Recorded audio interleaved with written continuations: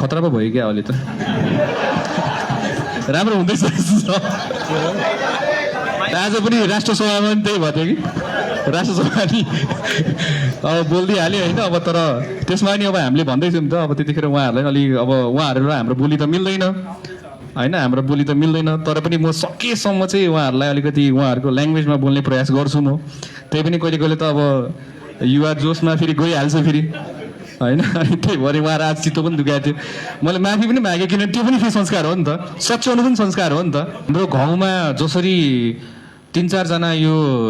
राजनीति गर्नु खोज्ने जेन्जीहरू छन् नि होइन होइन चेतावनी दिन चाहन्छु हाम्रो रगतमाथि हाम्रो बलिदानमाथि जो आन्दोलनमै नआएको मान्छेहरू छ रोडमा उभिन उहाँलाई सुहाउँदैन